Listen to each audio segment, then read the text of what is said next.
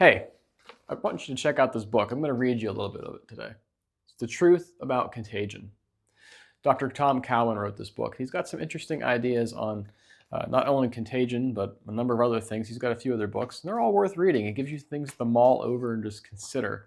I'm going to read you a little excerpt out of this one chapter in chapter 1, and the very end of it, the last paragraph, kind of makes you go like, huh, interesting.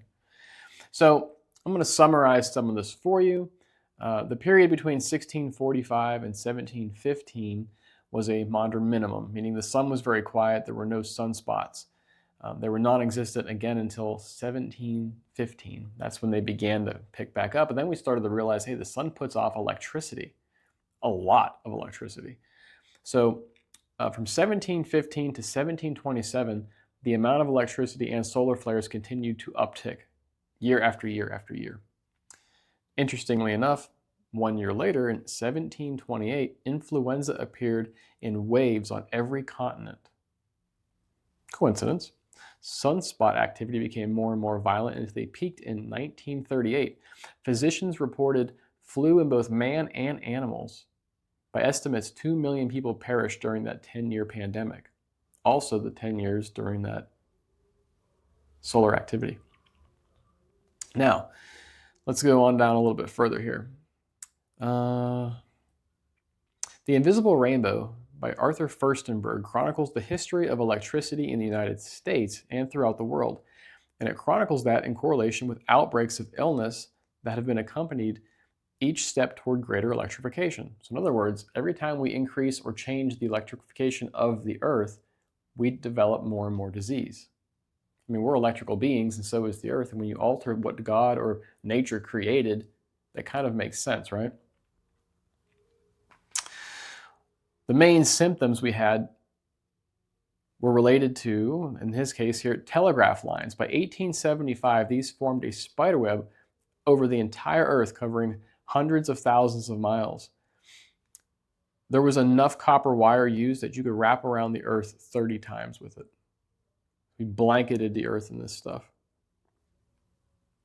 Now, some of the main symptoms were much like chronic fatigue. They had headaches, dizziness, tinnitus, floaters in the eyes, rapid pulse, pains in the heart, palpitations. They were depressed. They had heart attacks. So again, we change the electrification and we have symptoms, and then maybe it's related to something else, maybe it isn't, but a lot of these diseases we're giving ourselves. In 1889, it marks the beginning of the modern electrical era and also another deadly flu pandemic. Furstenberg said, influenza struck explosively and unpredictably over and over in waves until 1894. So that was a 5-year period. He said, something fundamentally has changed in the atmosphere. Here's the part that got you. Ready? Physicians puzzled over influenza's capricious spread. For example, William Beveridge, I have to edit this one. For example, William Beveridge, author of the 1975 textbook on influenza, noted the English warship Arachne was cruising off the coast of Cuba without any contact with land.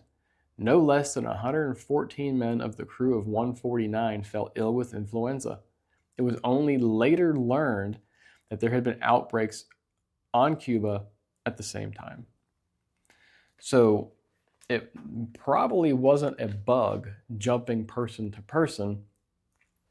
It was something in that vicinity, the geomagnetics, the energetics. Something had changed in that area that was affecting all life on Earth right there, which kind of makes you wonder, contagion, is it really a bug? Or is it what we've been saying all along? It's energetics and frequency.